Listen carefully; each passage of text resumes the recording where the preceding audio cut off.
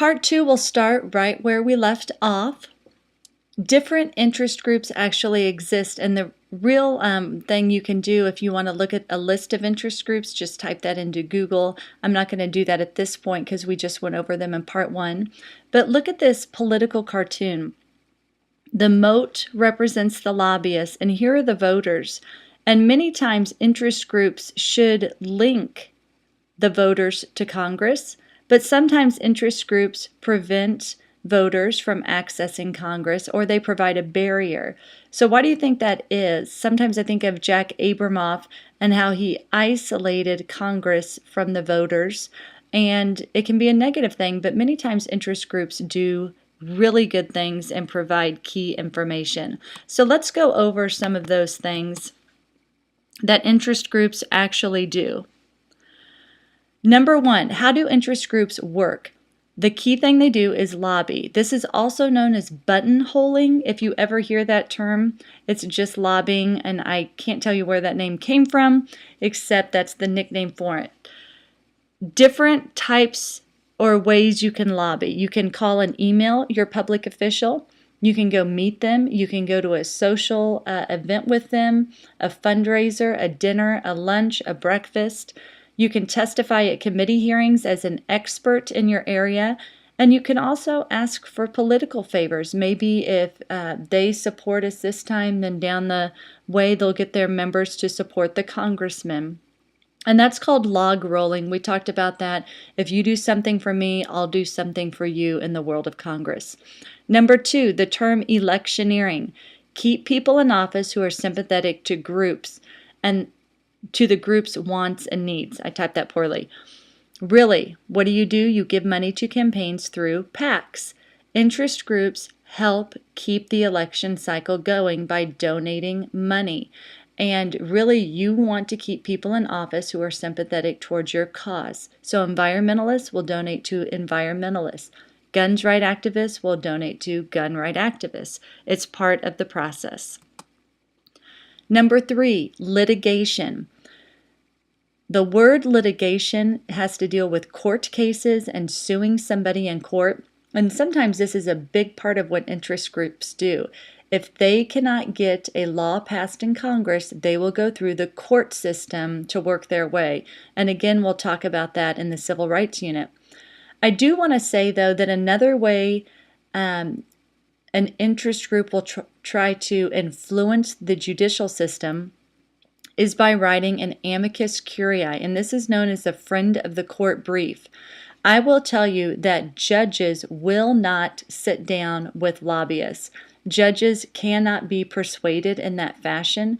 You don't lobby a judge to rule one way or another. That's the job of the people who are in court, the defendant and the plaintiff and their lawyers.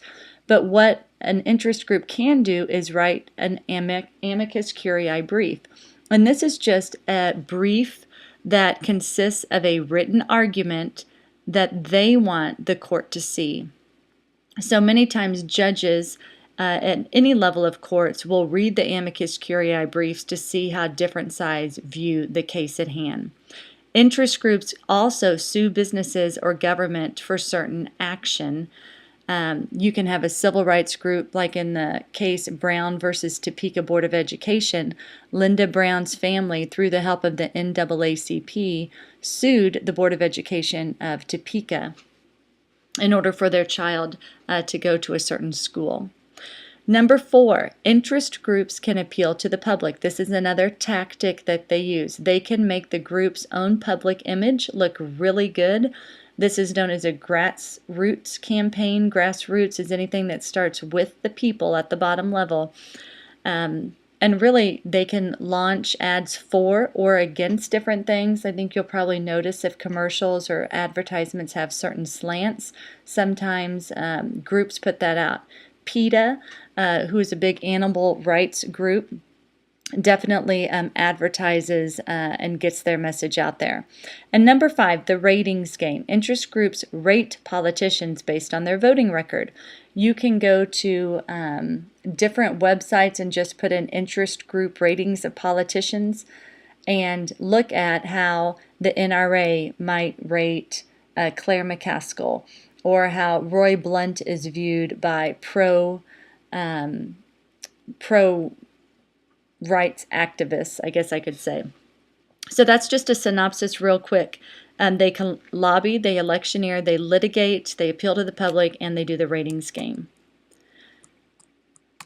This is a good summary. I liked this of direct things that interest groups do, and I just sort of went over that. But indirectly, they can do pressure behind the scenes. They can get grassroots involved. They can use their constituents.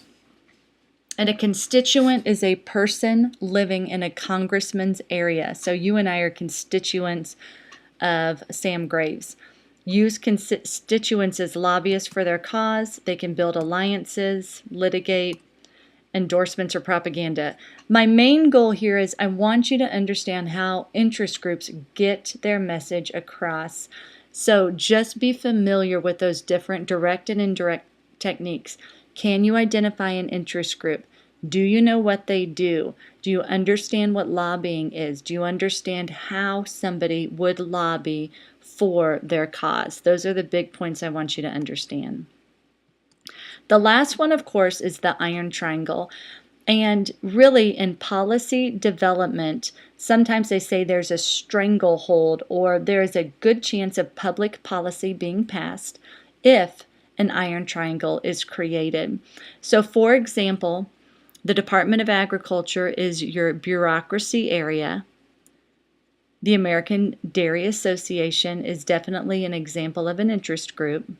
And then your Senate and House Ag committees are an example of Congress. When you have Congress, the bureaucracy, and an interest group all working for each other in a certain realm, then a triangle of policy happens. And we talked about this many times in class. You guys created your own. Here is an example of the American Dairy Association giving campaign contributions to members on the Senate and House Ag committees. And in return, they're hoping for price support for dairy products. The Senate and House also, when they carry out a new law or make it, will give a nice budget. Remember, Congress controls the power of the purse. They'd give a nice budget, and in return, the Department of Ag is going to be that expert and will provide political support to Congress. On this area, the Department of Ag will support the Dairy Association's policy agenda. What does the Dairy Association want to see enacted? And in return, the Dairy Association will give them information and interchange of personnel, experts going back and forth between all three areas, create an iron triangle. The last part that I want to talk about is simply the regulation of lobbying. What controls exist? One of the first times to regulate lobbying so it is not unfair was in 1946. Lobbyists have to register with Congress. They go to the House and Senate clerk. They have to give Congress written reports. And really, this act didn't have a lot of impact because they didn't do a ton with registration and follow up. What we've seen as a real impact of interest groups is what we call this revolving door. The revolving door was slowing down when an official begins to lobby his or her colleagues immediately after leaving a government position.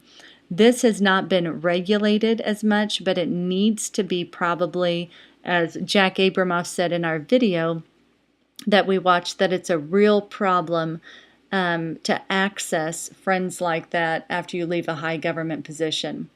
The FECA has tried to place curbs. That's the Federal Election Campaign Act.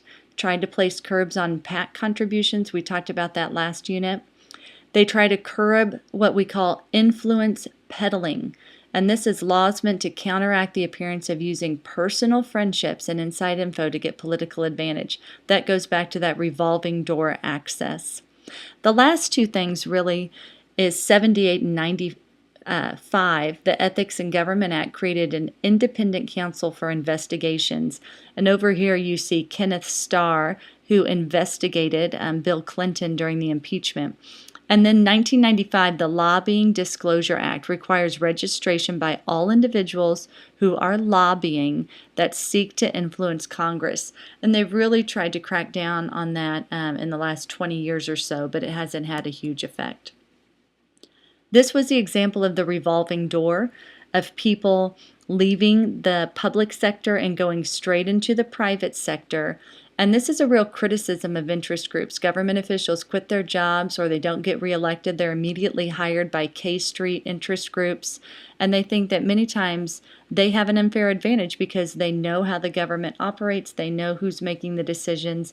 And down here I put an official does a favor in return for a job later in an industry. So that is an area they're trying to crack down. How do interest groups get their money? From donations or memberships, from different foundations, and from federal grants and contracts. These last few slides I'll just let you look at on your own. We talked about PACs earlier, so I feel that you know what that means, but interest groups are really banned from giving money directly to a candidate. So PACs, 527s were created. PACs get money from members and use that money to influence the outcome.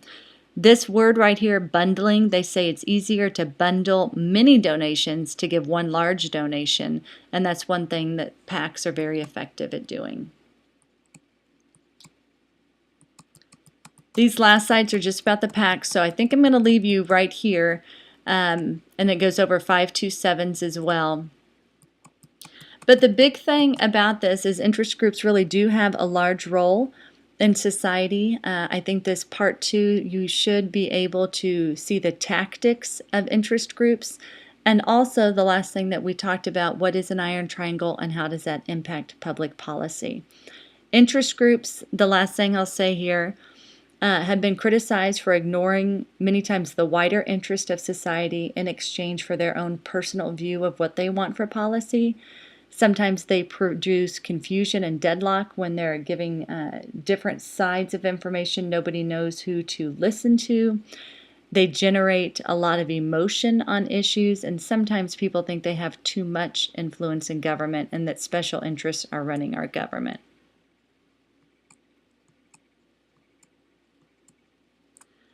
The last thing, what makes an interest group successful, if you have good, prominent leaders that know what to do and really focus the goal, you're probably going to have a good interest group, an effective one. Patrons and funding. They have to have money to operate. Without money, it is hard to get the message out. And number 3 is the last one. This is us. A group must have members to be successful. Organizing members allows for strength in numbers and pooling of financial support. Interest groups really do play a vital role in society. We often call them factions or different groups who try to influence. But James Madison said, again, just beware of factions that get out of control and become too powerful.